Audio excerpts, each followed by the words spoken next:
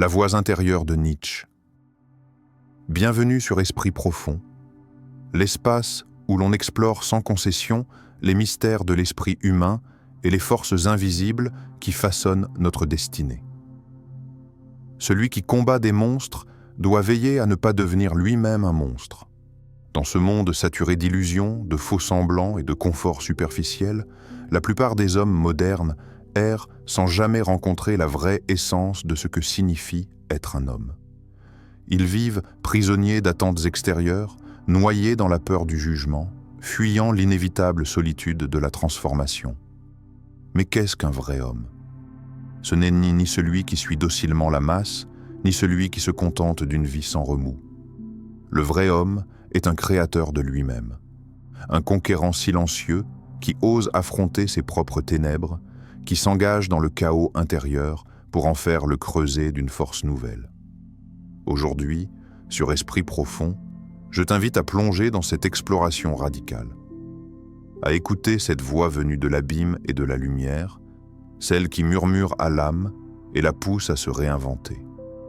Es-tu prêt à affronter ce regard intérieur, à questionner tes certitudes et à réveiller l'homme souverain qui sommeille en toi?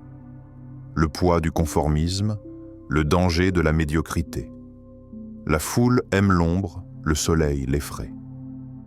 Cette phrase, brève et percutante, est un miroir tendu à tous les hommes d'aujourd'hui. Regarde autour de toi. Combien choisissent de se fondre dans la masse, absorbés par la lumière douce et sécurisante de l'ombre collective?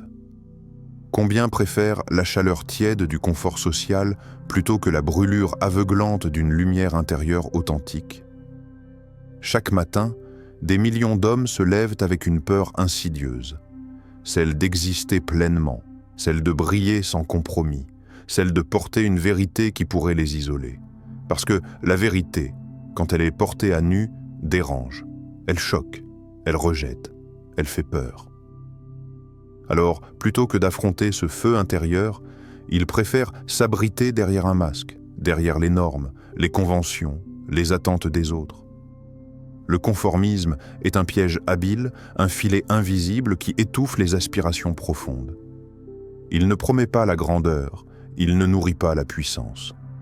Il anesthésie, il efface. Il réduit un homme à un numéro, un visage dans la foule, une voix parmi tant d'autres, muette. La médiocrité n'est pas le fruit du hasard, mais la conséquence directe de ce choix de rester dans l'ombre, de renoncer à son propre éclat. Pourtant, la vraie puissance ne se trouve pas dans l'approbation des masses, mais dans le courage de s'extraire du troupeau. Un homme véritable ne cherche pas à plaire, il cherche à être fidèle à lui-même, même si cela signifie affronter la solitude la plus profonde, le doute cruel, le regard accusateur ou indifférent des autres.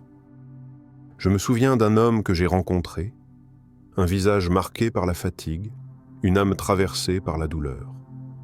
Il était autrefois prisonnier d'une vie dictée par les attentes familiales, les conventions sociales et la peur du rejet. Son emploi, autrefois sûr, s'était effondré. Ses amis, qui ne supportaient pas sa transformation, s'étaient éloignés. Ses certitudes, ces murs fragiles qui protégeaient son identité, s'étaient écroulés. Il était seul, démuni, au bord du gouffre. Mais c'est précisément dans cet abîme que quelque chose s'est éveillé. Loin des regards et des jugements, dans la solitude et le silence, il a découvert cette force ancienne, presque oubliée, sa volonté de puissance. Pas celle qui écrase ou domine les autres, mais celle qui conquiert le chaos intérieur, qui forge un empire invisible, une forteresse d'authenticité et de liberté. Il a choisi de marcher vers la lumière, cette lumière crue et aveuglante qui brûle les illusions. Il a choisi d'affronter la douleur, de questionner ses faiblesses, de déconstruire ses peurs. Ce choix n'a pas été facile, il a dû se battre contre lui-même, contre le confort du passé, contre la tentation de replonger dans l'ombre. Et toi, spectateur, te reconnais-tu dans cette histoire? Te sens-tu parfois prisonnier de ce poids invisible qui te pousse à te cacher, à te réduire pour ne pas déranger, pour ne pas être seul? Fuis-tu la lumière de ta vérité, par peur du regard des autres, par peur de marcher seul. Sache ceci, la solitude n'est pas une punition, mais une étape, un passage obligé pour quiconque veut devenir véritablement libre. La peur du rejet ne doit jamais être plus grande que la soif d'authenticité. Car rester dans l'ombre, c'est mourir à petit feu. C'est renier cette étincelle qui pourrait allumer un feu capable d'illuminer ta propre vie et celle des autres. Regarde en toi, au-delà des bruits et des faux semblants. Quelle lumière refuses-tu de voir? Quelle part de toi-même as-tu ensevelie sous les attentes, les jugements, les normes? Le chemin vers la grandeur commence toujours par ce regard honnête, même s'il brûle, même s'il dérange. L'appel ici n'est pas à la rébellion gratuite, mais à une révolution silencieuse, intime, puissante, celle de la réappropriation de soi, de la montée hors de la masse, de la renaissance dans la clarté. Le vrai homme ne naît pas d'une conformité au monde, mais d'un combat contre lui-même. Il est celui qui ose s'extraire de la foule, qui choisit la lumière même quand elle brûle, qui construit un empire intérieur, invisible, mais indestructible. Alors la question reste posée. Oses-tu sortir de l'ombre? Es-tu prêt à te tenir debout, seul, dans la lumière crue de ta vérité, souffrance féconde, le creuset de la transformation? Ce qui ne me tue pas me rend plus fort. Il y a une vérité étrange et puissante que peu d'hommes osent regarder en face. La douleur, loin d'être une ennemie, est en réalité une alliée secrète, un feu sacré qui purifie l'âme et forge la volonté. Dans le creuset ardent de la souffrance, ce qui semblait fragile devient d'acier. La souffrance est le sang de la transformation. Elle ne choisit pas ses victimes, mais celui qui la refuse, qui la fuit, refuse en même temps sa propre naissance à soi-même. Car renaître, c'est traverser le feu, c'est accepter la brûlure, c'est se laisser sculpter par les griffes du chaos. Imagine un jeune homme déchiré par la trahison d'un frère, l'échec d'un projet qu'il chérissait, le rejet cruel d'un monde qui ne reconnaît pas sa valeur. Chaque blessure, chaque cicatrice qu'il porte n'est pas une marque de faiblesse, mais une graine plantée dans le sol fertile de l'âme, une promesse secrète d'épanouissement. Ce n'est pas la douleur en elle-même qui compte, mais la manière dont il choisit d'y répondre. S'enfuir, s'engloutir dans le silence et la résignation, ou plonger au contraire dans cet abîme pour en extraire une force nouvelle, une sagesse aiguisée, une lumière qui éclaire son chemin. Dans les heures les plus sombres, quand la nuit semble sans fin, le chaos intérieur se déchaîne. C'est là que se joue l'épreuve la plus radicale. La lutte contre soi-même, contre ses démons, contre cette voix sourde qui murmure « abandonne ». Pourtant, c'est précisément ce combat qui fait naître l'individuation radicale. Ce processus, où l'homme cesse d'être une simple marionnette de ses peurs pour devenir maître de son destin. Le sang versé dans ces batailles intimes irrigue la terre fertile d'un renouveau. Celui qui traverse la souffrance en conscience, qui accepte la douleur comme un guide, en sort transformé, éveillé à une vérité plus profonde, souverain de lui-même, libre enfin de ses chaînes invisibles. Mais regarde-toi. Quel est ton rapport à ta souffrance ? La fuis-tu comme une ombre que l'on évite? Ou sais-tu lui tendre la main, l'accueillir comme une alliée, l'utiliser comme un levier pour te propulser plus haut? La souffrance n'est pas une fatalité, mais une occasion sacrée. Une occasion d'embrasser pleinement la vie dans toutes ses dimensions, lumineuse et obscure, douce et tranchante. Dans ce choix, dans cette posture, réside la différence entre l'homme qui se laisse briser et celui qui se révèle, éclatant, dans toute sa puissance. Alors choisis, vas-tu rester un simple spectateur de ta douleur ou deviendras-tu l'artisan courageux de ta propre métamorphose?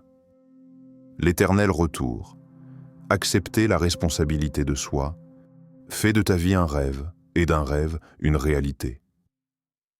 Imagine un instant que ta vie ne soit pas un simple passage unique, mais une boucle infinie, un éternel retour où chaque instant, chaque décision, chaque pensée que tu as eue est destinée à se répéter sans fin.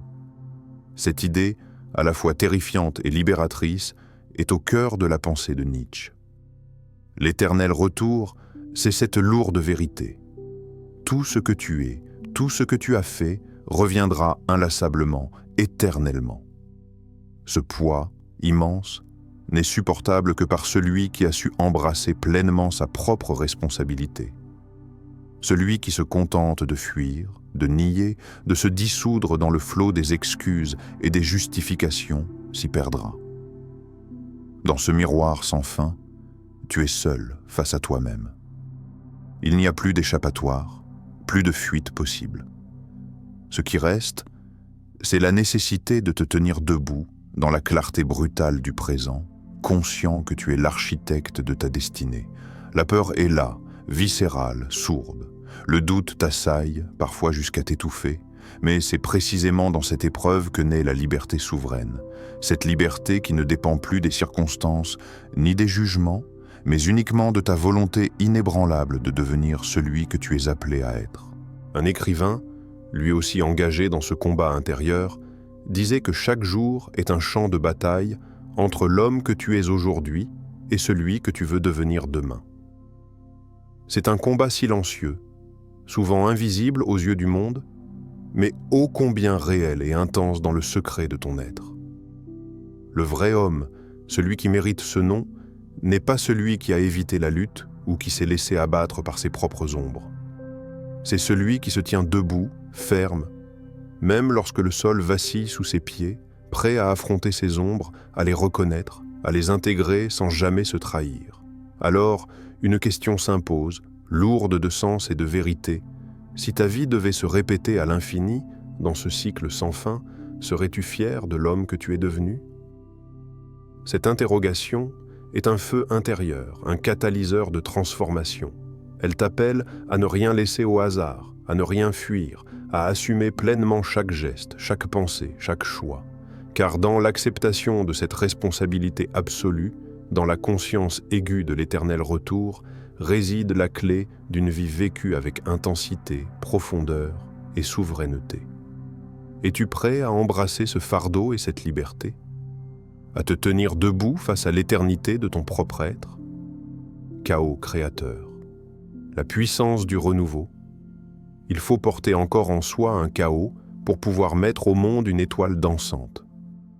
Il y a en chacun de nous une tempête sourde, un orage intérieur, un feu qui gronde et ne demande qu'à éclater. Ce chaos, souvent redouté, rejeté, étouffé, est pourtant le creuset sacré où se forge la renaissance de l'homme véritable. La transformation ne se trouve jamais dans la douce quiétude. Elle est fille du tumulte, de la cassure, de la destruction de l'ancien pour faire place au neuf. Ce feu intérieur brûle les illusions, dissout les certitudes fatiguées, déchire les voiles qui cachent la vérité profonde. Ne fuis pas cette tempête. Ne cherche pas à l'apaiser par des artifices ou des compromis. La vie ne t'a pas destiné à être un automate tranquille, un esclave des habitudes et des peurs. Un guerrier, dans son essence la plus pure, est celui qui fait face à la bataille, qui saisit son épée au cœur de la tourmente, qui danse avec le chaos plutôt que de s'y perdre. Imagine les ruines fumantes de ton ancien moi, ce que tu as été, ce que tu croyais être. Dans ces cendres, une lumière s'allume, fragile et éclatante. C'est une étoile, une promesse, une pulsation de vie nouvelle. Ce chaos, ce tumulte psychique est la matrice où naît ta souveraineté. Non pas cette souveraineté imposée par le monde extérieur, mais celle, intime, profonde, qui te permet de choisir qui tu es, au-delà des chaînes, au-delà des jugements, au-delà des peurs et des illusions. C'est dans cette danse entre destruction et création, entre nuit et lumière, que tu deviens maître de toi-même. Alors, demande-toi, peux-tu accueillir ce chaos ? Peux-tu le serrer contre toi, non comme une malédiction, mais comme un don ? Peux-tu faire de cette force brutale et désordonnée la source de ta liberté ? C'est ce choix, cette embrassade du feu intérieur, qui scellera ton passage vers la grandeur. La solitude souveraine, l'homme au-delà du regard, l'homme est une corde tendue entre la bête et le surhomme, une corde au-dessus d'un abîme. La solitude. Ce mot résonne souvent comme un poids, une absence, une peine. Pourtant, pour celui qui aspire à s'élever, à devenir véritablement maître de lui-même, la solitude est une compagne indispensable, une alliée précieuse. Elle est ce lieu où le regard des autres cesse de dicter ta valeur, où la quête incessante de validation s'efface pour laisser place à une souveraineté intime, calme, inébranlable. La solitude souveraine, ce n'est pas l'isolement forcé, ni la punition de l'exclusion. C'est un choix courageux, un sacrifice volontaire. C'est oser se défaire des masques sociaux, des attentes superficielles, des rôles assignés, pour se découvrir dans sa vérité nue. Beaucoup redoutent cette solitude, car elle oblige à regarder en face ce que la foule masque, le silence de soi-même, la rencontre avec son propre abîme. Dans le tumulte du monde, le bruit, la distraction, ils cherchent à fuir ce face-à-face, préférant la compagnie illusoire à la confrontation réelle. Mais le vrai homme, celui qui se tient sur la corde tendue au-dessus du gouffre, trouve dans cette solitude non une menace mais une force. C'est là, dans ce silence habité, qu'il devient entier, lucide, libre. C'est dans cette capacité à marcher seul, à porter seul le poids de sa vérité, que se mesure la grandeur de l'homme. Car la liberté, la vraie, exige souvent que l'on renonce à la sécurité des regards, à la douceur trompeuse du troupeau. Alors, une question s'impose, essentielle et radicale. Es-tu prêt à marcher seul, à affronter la solitude souveraine, si c'est le prix à payer pour être libre et vrai? Tu as entendu les murmures de Nietzsche, cette voix venue des profondeurs, celle qui ne promet ni facilité ni réconfort, mais une vérité brute, vivante, impérative. Devenir un vrai homme dans ce monde, ce n'est pas une question de force brute ou d'apparence. C'est un combat silencieux et inflexible contre soi-même, un chemin ardent qui traverse la souffrance, la solitude, le doute et le chaos. C'est oser sortir de l'ombre, affronter la lumière crue de ta propre vérité, embrasser la douleur comme une forge, porter la responsabilité absolue de chaque instant, danser avec ton chaos intérieur et marcher seul lorsque le chemin l'exige. Cette voie est celle de la souveraineté intérieure, la liberté ultime de choisir qui tu es, indépendamment des regards, des jugements et des peurs. Alors maintenant, la question brûle dans l'air. Es-tu prêt à te réveiller? Es-tu prêt à embrasser ta puissance cachée? À te tenir debout, fier et lucide, face à l'éternité de ton propre être? Ne reporte pas ce combat. Ne remets pas ta renaissance à demain. Lève-toi, ici et maintenant. Sois le créateur de ta vie, le guerrier de ta vérité, l'homme souverain que le monde attend, même s'il ne le sait pas encore. Esprit profond t'invite à faire ce choix, celui de ne plus fuir, mais d'agir, de transformer, d'exister pleinement. Le chemin est ardu, mais la récompense est inestimable. Alors avance. Le moment est venu.